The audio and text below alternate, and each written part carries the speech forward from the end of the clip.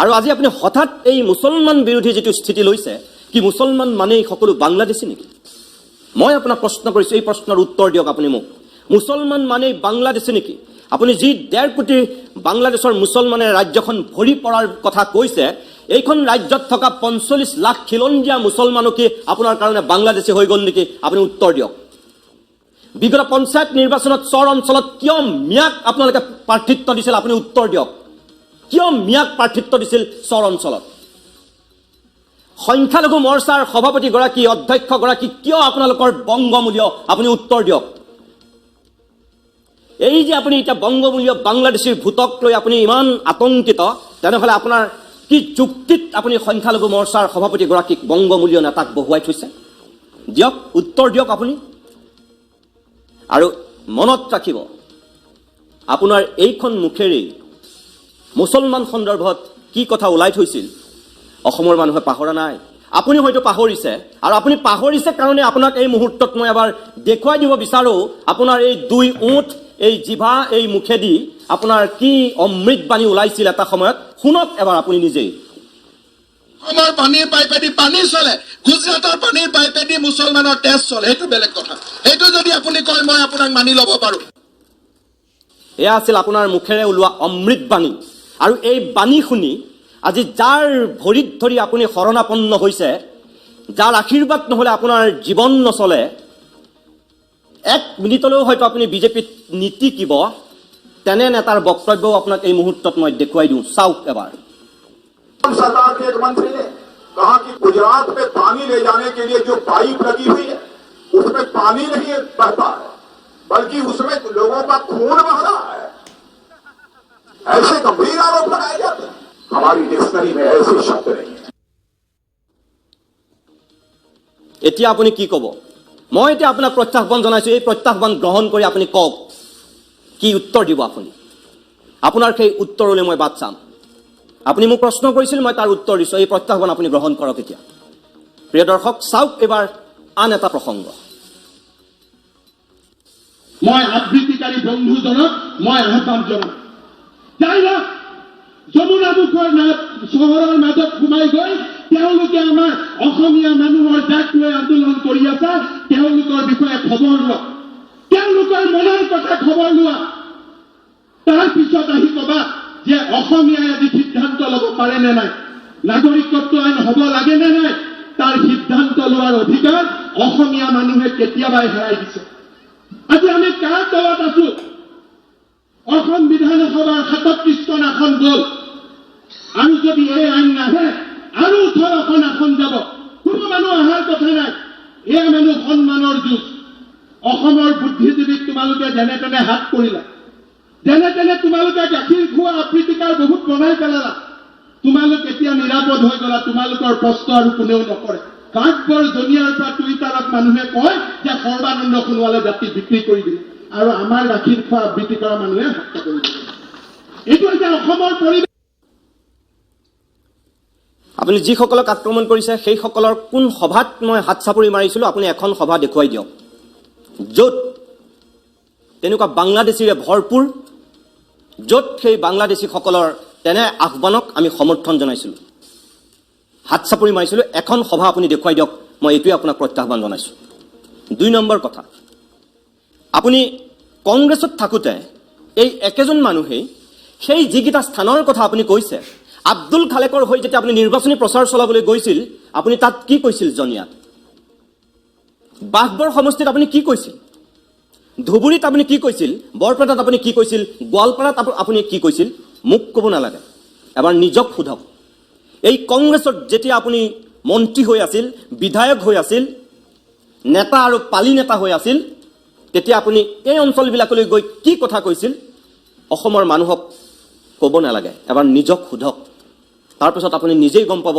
আপুনি তাত কি কৈছিল মই আকৌ আপোনাক কওঁ যে 37খন আসন ইতিমধ্যেই বাংলাদেশীৰ হাতলৈ গুচি গ'ল বুলি আপুনি কৈছে আৰু 18খন যাব তাৰ মানে অসম বিধানসভালৈ যিমানবিলাক মুছলমান বিধায়ক নিৰ্বাচিত হৈছে কি সকলো বাংলাদেশী কোন কাহানিবাৰ পৰা এতিয়ালৈকে অসম বিধানসভালৈ যিমানখিনি মুছলমান বিধায়ক নিৰ্বাচিত হৈছে 29 জনতকৈ অধিক বিধায়ক আজি কোপতিক নিৰ্বাচিত হোৱা নাই। এইবাৰো 29জন ক্ৰছ কৰা নাই। কোন কাহানিবাই কিন্তু কেতিয়াবাই মুছলমান জনসংখ্যাৰ কম থাকোঁতেও অসম বিধানসভালৈ 28জন 29জন বিধায়ক নিৰ্বাচিত হৈছে। আপুনি মোতকৈ বেছি ভালকৈ জানে। আৰু আজিৰ দিনত আপুনি আৰু 18টা সমষ্টি যাব, আপুনি ভয় দেখুৱাইছে। আজমলৰ মুখ, আজমলৰ ছবি কৈ মানুহক আপুনি আতংকিত কৰি এই নিকৃষ্ট ৰাজনীতি আৰু কিমান দিন কৰিব? আপুনি স্পষ্ট কৰক, এই 37খন আসন ইতিমধ্যে সকলো বাংলাদেশীৰ হাতলৈ আপুনি গৈছে বুলি কৈছে। মই আপোনাক প্ৰত্যাহ্বান জনাইছোঁ, এই 37খন আসন বাংলাদেশীৰ হাতলৈ যোৱা মানে কি সকলো মানুহ বাংলাদেশী নেকি? আৰু আপোনাৰ কথাই মই কৈছোঁ, যদি সঁচাকৈ এই 37খন আসনত বাংলাদেশী আছে, চৰকাৰত কোন বহি আছে? কেন্দ্ৰত আৰু ৰাজ্যত কোন আছে? কিয় বাংলাদেশী খেদাৰ ব্যৱস্থা নকৰি আপুনি বাংলাদেশী বহুৱাৰ ব্যৱস্থা কৰিছে? আমিতো হিন্দু মুছলমান ভাগ বিচৰা নাই। কোনোবা বাংলাদেশী, তেওঁ হিন্দু হওক, তেওঁ মুছলমান হওক। আপুনি বিচাৰিছে সেই শ্ৰেণী বিভাজন। আৰু যদি বাংলাদেশী আছে, খেদক। আপোনাক আমি বাধা দিছোঁ নেকি? বাংলাদেশীক খেদিবলৈ আপোনাক ঋতুমণি শইকীয়াই কোনদিনাখন বাধা দিছে? কওক আপুনি।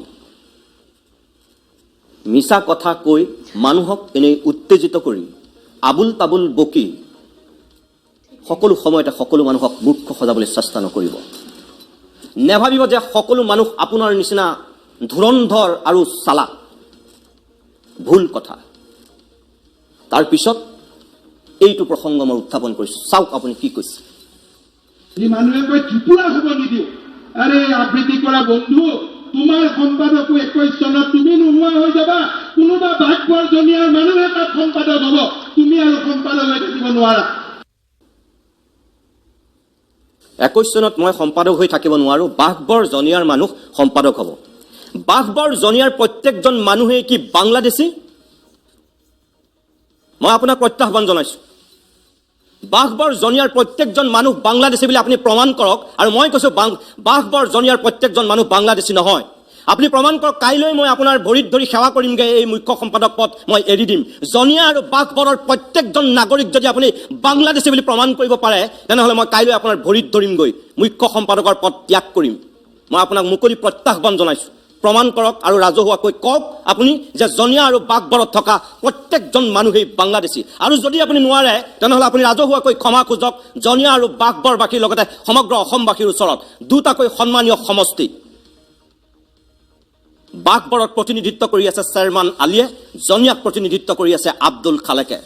সেই আব্দুল খালেকে এটা সময়ত আপোনাৰ বুকুৰ মণি, হিয়াৰ ধন, মুখ্যমন্ত্ৰী চকীৰ লালসাত যেতিয়া আপুনি উন্মাদ হৈ বলীয়া ঘোঁৰাৰ দৰে দৌৰিছিল, সেই সময়ত আপোনাৰ সেই দৌৰৰ সহযাত্ৰী আছিল এই আব্দুল খালেক। তাৰমানে আপুনি এজন বাংলাদেশী বিধায়কক লগত লৈ মুখ্যমন্ত্ৰীৰ চকীৰ সপোন দেখিছিল, আৰু আজি সেই স্বপ্ন ভংগ হোৱাৰ পিছত আপুনি বলীয়া ঘোঁৰাৰ দৰে আকৌ ওলোটাকৈ দৌৰিছে। হ'ব নোৱাৰে। আমাৰ এই মুকলি প্ৰত্যাহ্বান গ্ৰহণ কৰক। মই গ্ৰহণ কৰিছোঁ। বাঘবৰ জনিয়াৰ প্ৰত্যেকজন মানুহ, মই কৈছোঁ মুছলমান মানে বাংলাদেশী নহয়। আৰু আপুনি প্ৰমাণ কৰি দেখুৱাওক। মই আপোনাক প্ৰত্যাহ্বান জনাইছোঁ। মই কাইলৈকে আপোনাৰ ভৰিত ধৰিমগৈ, মই মুখ্য সম্পাদক পদ ত্যাগ কৰিম। ৰাজহুৱা প্ৰত্যাহ্বান আপোনাৰ প্ৰতি মোৰ এয়া যে তাত হিমন্ত বিশ্ব শৰ্মাৰ চোৰাং চোৰাগিৰি কৰা সেইসকলে হিমন্ত বিশ্ব শৰ্মাক ভুল তথ্য দিছে। তাত গাখীৰ খুওৱা হোৱা নাছিল। আৰু হিমন্ত বিশ্ব শৰ্মাই কোৱাৰ দৰে যদি কোনোবা সাপক অজিত ভূঞা ডাঙৰীয়াই সেই মুহূৰ্তত গাখীৰ খুৱাইছিল বা আমি উপস্থিত থাকিছিলোঁ, তেনেহ'লে অসমৰ সমাজ জীৱনত কোন সাপ আমি নাজানো, কিন্তু অসমৰ ৰাজনৈতিক জীৱনত আপোনাৰ সমান সাপ অসমৰ মানুহে হয়তো ইয়াৰ পূৰ্বে কেতিয়াও দেখা নাই। কাৰণ তৰুণ গগৈক ব্ৰহ্মত তালুত যিটো খুদ দিছিল, সেই খুদ দিয়া মানুহজন কোন আছিল? কাৰণ তৰুণ গগৈয়েতো গাখীৰ খুৱাই খুৱাই কাৰোবাক ডাঙৰ কৰিছিল। আপুনি এইজন হিমন্ত বিশ্ব শৰ্মাই কৈ থৈছিল, আপুনি পাহৰি গৈছে যে হিতেশ্বৰ শইকীয়া আৰু তৰুণ গগৈ আপোনাৰ বাবে কি? ৰাজনৈতিক জীৱনত এই দুজন ব্যক্তিয়েই আপোনাৰ কাৰণে আছিল পিতৃস্বৰূপ। আৰু সেই প্ৰশ্নটোৰ উত্তৰত আপুনি কৈছিল, এজন আপোনাৰ বাবে দৈৱকী আৰু আনগৰাকী আপোনাৰ বাবে যশোদা, বা এজন আপোনাৰ বাবে নন্দ আৰু আনগৰাকী আপোনাৰ বাবে বসুদেৱ। এই ধৰণৰ বক্তব্য আপুনিয়ে দি থৈছিল। আৰু তাৰ পাছত আপুনি মনত পেলাওক, সেই হিতেশ্বৰ শইকীয়াক আপুনি এটা সময়ত কি কৰিছিল? হিতেশ্বৰ শইকীয়াৰ পৰিয়ালটোক আপুনি কি কৰিছিল? হিতেশ্বৰ শইকীয়াৰ মৃত্যুৰ পিছত আপুনি সেই শইকীয়াৰ ঘৰত, বাথৰুমত, বেডৰুমত, ড্ৰয়িং ৰুমত থকা মানুহজনে হিতেশ্বৰ শইকীয়াৰ পৰিয়ালক কি কৰিছিল? আপুনি এবাৰ নিজক সোধক। তাৰ পিছত তৰুণ গগৈয়ে আপোনাক গাখীৰ খুৱাই ডাঙৰ কৰিছিল, আৰু সেই তৰুণ গগৈ কোনে তেখেতৰ ব্ৰহ্ম তালুত বিগত 15 বছৰত সেই ব্ৰহ্ম খুঁটটো মাৰিছিল? ইমান অকৃতজ্ঞ আৰু ইমান বিশ্বাসঘাতক ৰাজনীতিক আজিৰ দিনত অসমৰ মানুহে আপোনাক বাদ দি কাৰোবাক দেখিছে নেকি? তাৰ পাছত আপুনি আকৌ আনক গাখীৰ খুওৱা উদাহৰণ দিয়ে। এবাৰ নিজৰ গালৈকো স্বীকৃতি চাওক, তাৰপাছত কিছুমান কথা ক'বলৈ চেষ্টা কৰক। এইবাৰ চাওক দ্বিতীয় কথাটো। আজি ষ্টেজত উঠি আবৃত্তি কৰাৰ কম্পিটিশ্যন হৈছে। আৰে ভাইসকল, বন্ধুসকল, আবৃত্তি কৰিবই লাগে যদি বাগবৰৰ স্বৰৰ মাজত গৈ আবৃত্তি কৰা, জনিয়াৰ স্বৰৰ মাজত গৈ আবৃত্তি কৰা, সিমানখিনি সাহস তোমালোকৰ নাই। সেইখিনি সাহস তোমালোকৰ নাই। সাহসেৰে প্ৰতিবাদ কৰা। ধুবুৰীত কিয় NRCত নাম কটা নগ'ল? গোৱালপাৰাৰ NRCৰ নাম কিয় কটা নগ'ল? লিজেচি ডাটাৰ নামত কিয় বেহা বেপাৰ হ'ল? সেইবিলাক প্ৰশ্ন সোধাৰ সাহস তোমালোকৰ এতিয়া নাই, কাৰণ তোমালোক হিমন্ত বিশ্ব শৰ্মাই যিখিনি কথা কৈছে, NRCত ধুবুৰী, গোৱালপাৰাত নাম কৰ্তন যোৱাৰ সময়ত বা যিসকলে অন্তৰ্ভুক্ত কৰিলে অত্যাধিক ৰূপত, সেই সময়ত আমি কি কৰি আছিলোঁ? আমাৰ প্ৰশ্নটো হ'ল, NRCৰ এতিয়ালৈকে চূড়ান্ত যিটো তালিকা ওলোৱাই নাই। আজিৰ দিনটোতো ছুপ্ৰিম কোৰ্টত নিৰ্দেশ দিয়া হৈছে 31 ডিচেম্বৰৰ ভিতৰত চূড়ান্ত তালিকা প্ৰকাশ কৰিবৰ কাৰণে। আৰু যি খচৰা প্ৰকাশ পাইছিল, এই সমগ্ৰ প্ৰক্ৰিয়াটোত যিসকল মানুহ জড়িত হৈ আছিল, যদি কোনোবাই বেই নামেৰে, বেই বুদ্ধিৰে যদি নাম সোমোৱাইছে, তাৰ কাৰণে মই দায়ী নেকি? কাৰ চৰকাৰ চলি আছিল? কাৰ কৰ্মচাৰীয়ে তাত কাম কৰিছিল? আপুনি নিজেই কৈছে আপুনি দ্বিতীয়গৰাকী মন্ত্ৰী, দ্বিতীয় মুখ্যমন্ত্ৰীৰ পিছতে আপোনাৰ স্থান। যদি আপোনাৰ সেয়াই আছিল, সেই শক্তিয়ে যদি আপুনি পৰিচালিত কৰিছিল, ৰাজ্য চৰকাৰ যদি তেনেকৈ চলাইছে, তেনেহ'লে কি চৰকাৰ চলাইছে? কোনবিলাক কৰ্মচাৰী লাগিছিল? বাংলাদেশৰ কৰ্মচাৰী আহিছিল নেকি? অসমৰ কৰ্মচাৰী আছিল। হিমন্ত বিশ্ব শৰ্মা ডাঙৰীয়া, আপুনি পাহৰি নাযাব, আপোনাৰ গড়কাপ্তানি ডিপাৰ্টমেণ্টত, গড়কাপ্তানি বিভাগত স্বয়ং বাংলাদেশীৰ নাম ওলাইছে। তাৰ পাছত আপুনি কিয় আমাক আক্ৰমণ কৰে? চৰকাৰ মই চলাইছোঁ, চৰকাৰ কোনে চলাইছে? NRCৰ কামত কোনখিনি মানুহ জড়িত হৈ আছিল? যদি সেইবিলাক মানুহে তেনেকুৱা 2 নম্বৰী কাম কৰিছে, তেনেহ'লে আপুনি এতিয়ালৈকে আমি কিয় দেখা নাই যে সেইসকলক আপুনি শাস্তি দিছে? কওক, কোনজন তেনেকুৱা 2 নম্বৰী কাম কৰা বিষয়াক, কৰ্মচাৰীক আপুনি শাস্তিৰ কাজ কৰাত বহুৱাইছে? কওক, এজন মানুহৰ নাম কওক। এনেই আৱেগত কিছুমান কথা ক'লে নহ'ব। প্ৰিয় দৰ্শক, যদি ধুবুৰীত NRCত কাৰোবাৰ নাম কোনোবাই বুদ্ধি কৰি অজস্ৰভাৱে সোমোৱাইছে, চৰকাৰীভাৱে তেওঁলোক আছে, সুপ্ৰিম কোৰ্টৰ নিৰ্দেশত হৈছে, প্ৰতীক হাজেলা সমন্বয়ক হিচাপে আছে, কাৰ দায়িত্ব? সংবাদ মাধ্যমৰ মুৰব্বী হিচাপে কি মোৰ নে আপোনালোকৰ? চৰকাৰ চলাইছে সৰ্বানন্দ সোণোৱাল, চৰকাৰ চলাইছে হিমন্ত বিশ্ব শৰ্মাই, আৰু তাৰ পাছত দুখ চাপিব বেলেগলৈ হ'ব নোৱাৰে। এবাৰ নিজক সুধি লওক। আৰু এটা কথা, আপুনি নিজে এটা সময়ত অসম চুক্তিৰ ৰূপায়ণ বিভাগৰ মন্ত্ৰী আছিল। এবছৰ 2 বছৰ নহয়, আপুনি 9 বছৰ ধৰি অসম চুক্তি ৰূপায়ণ মন্ত্ৰী আছিল। আপুনি ক'ত গৈছিল তেতিয়া? আজি এই মুহূৰ্তত আপোনাৰ গোৱালপাৰা, ধুবুৰীত আপুনি বাংলাদেশীয়ে দেখিলে সকলোতে। 1991-92 চনতে আপুনি কংগ্ৰেছত যোগদান কৰিছিল, আৰু সুদীৰ্ঘ 25 বছৰ ধৰি আপুনি কংগ্ৰেছত আছিল। আৰু কংগ্ৰেছত 25 বছৰ থাকি আপুনি ধুবুৰী আৰু বৰপেটা, বঙাইগাঁৱত কোনখিনি লেকচাৰ দিছিল? ডিঙিৰ শিৰ ফুলাই ফুলাই। আৰু এতিয়া মাত্ৰ এই 2 বছৰ 3 বছৰ হৈছে বিজেপিলৈ ঢপলিয়াই অহা, ভয়ত পলাই পত্তং দি পৰিস্থিতিৰ তাগিদাত পৰি 25 বছৰে আপোনাৰ মন আৰু মগজুৰে সেই বাংলাদেশীক উলিয়াব নোৱাৰিলে, আপুনি নেদেখিলে।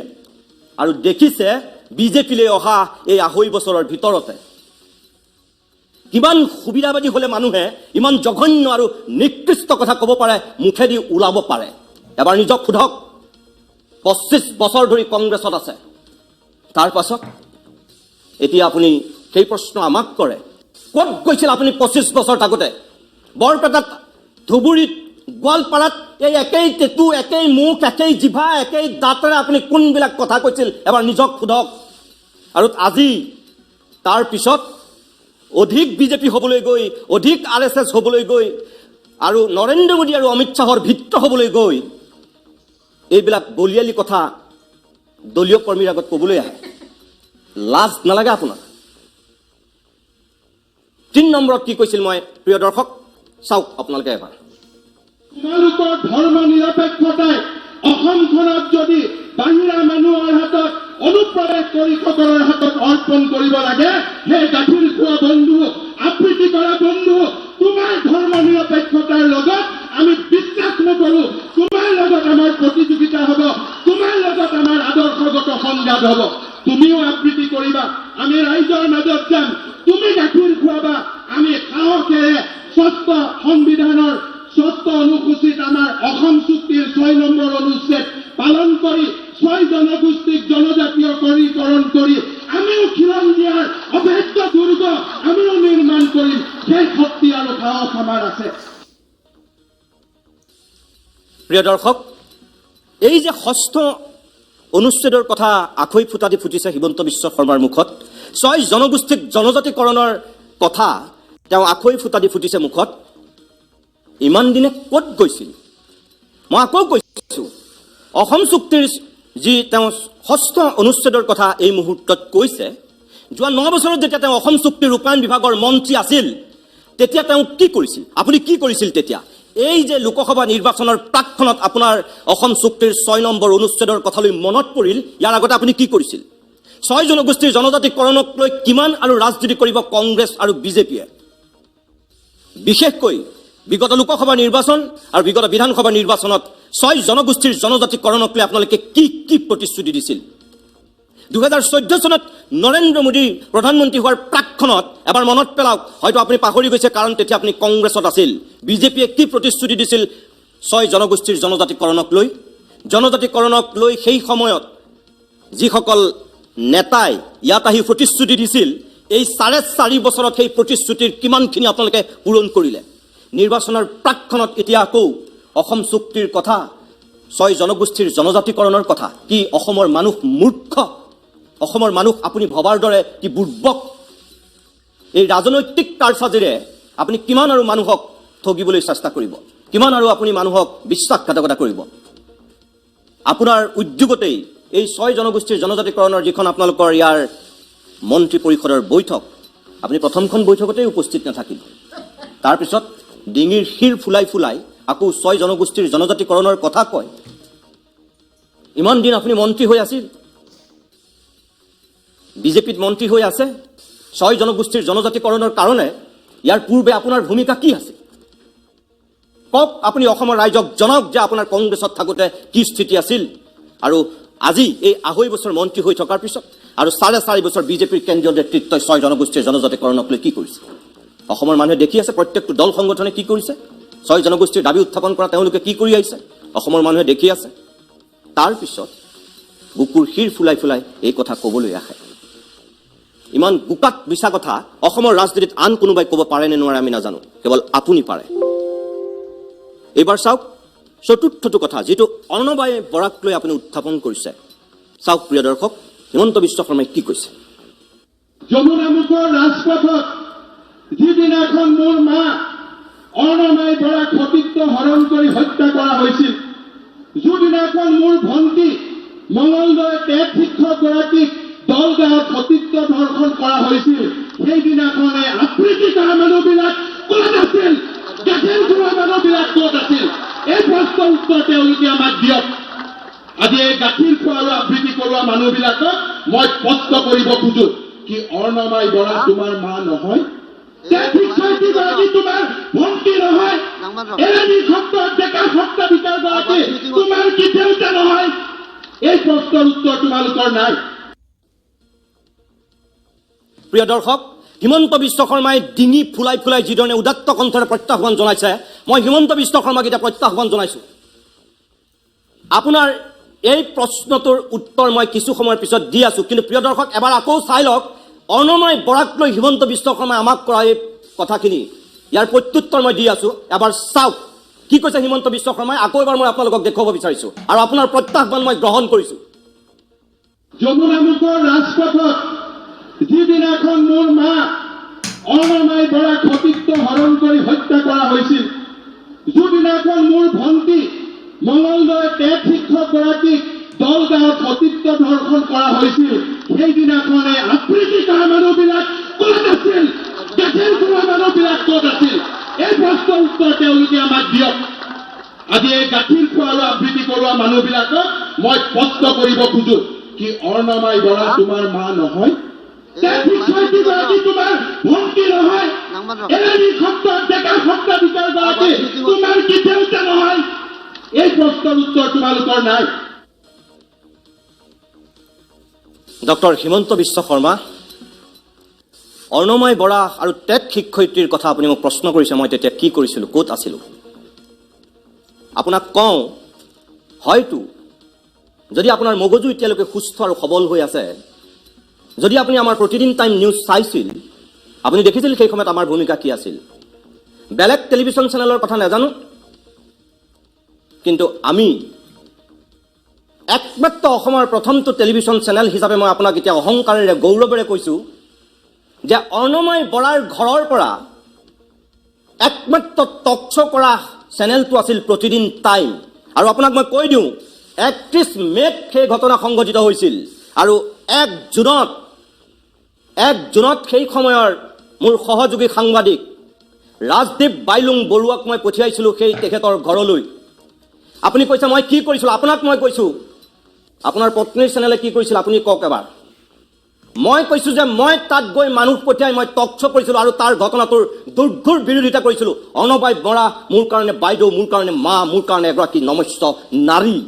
একেদৰে টেট শিক্ষয়িত্ৰীৰ কথা আপুনি কৈছে, বেলেগে কি কৰিছিল নাজানো, আমি সেই টেট শিক্ষয়িত্ৰীৰ যিগৰাকী ছোৱালীৰ সেই অৱস্থা কৰা হৈছিল, আমি প্ৰথমটো চেনেল হিচাপে উপস্থিত হৈছিলোগৈ তাত আৰু মাত মাতিছিলোঁ তাই ন্যায়ৰ কাৰণে।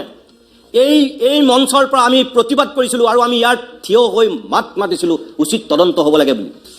আৰু যদি আপুনি বিশ্বাস নকৰে, কি কৰিছিলোঁ আপুনি বিচাৰিছে, হিমন্ত বিশ্ব শৰ্মা, মইতো মন্ত্ৰী নহয়, মইতো মুখ্যমন্ত্ৰী নহয়, মইতো চৰকাৰ নচলাওঁ, ইয়াতকৈ মই কি কৰিব পাৰোঁ?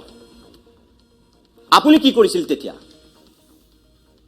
আপোনাৰ প্ৰতিনিধি তাত গৈ উপস্থিত হোৱাৰ আগতেই মই তাৰ পৰা টক শ্ব' কৰাৰ ব্যৱস্থা কৰিছিলোঁ, গাঁৱৰ মানুহক একত্ৰিত কৰিছিলোঁ, সেই দুৰ্ভগীয়া মহিলাগৰাকীৰ ছোৱালীকেইজনীৰ ভাষ্য সংগ্ৰহ কৰি অসমৰ মানুহক জনাইছিলোঁ তাত কি বিভৎস পৰিৱেশৰ সৃষ্টি হৈছে।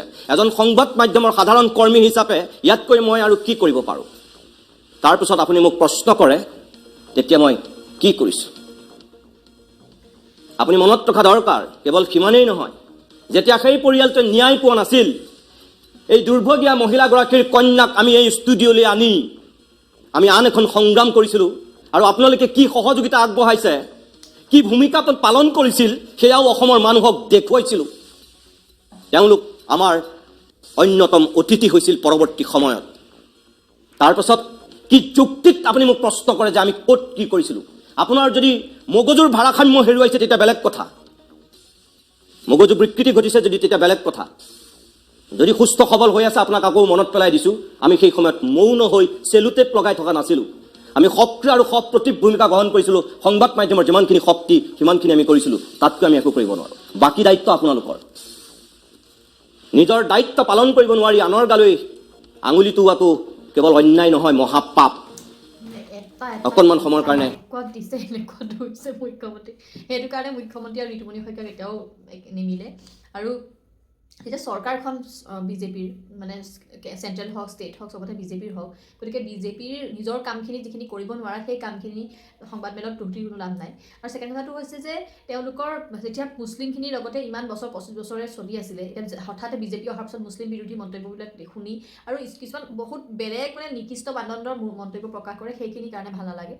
যেনে ৰিক্সাৱালাৰ কথাটো জানি কৈছিলে, ৰিক্সাৱালা চব মানুহ ৰিক্সাৱালা বাংলাদেশী নহয় বা চব মানুহ মুছলিম নহয় বা কিছুমান বহুত দুখীয়া দুখীয়া মানুহে ৰিক্সাখন চলাই আহি কৰি আছে। তো গতিকে এনেকুৱা ধৰণৰ মন্তব্য মুখ্যমন্ত্ৰীৰ দ্বাৰা ভাল নালাগে।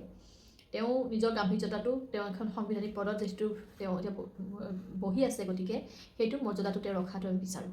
ধন্যবাদ।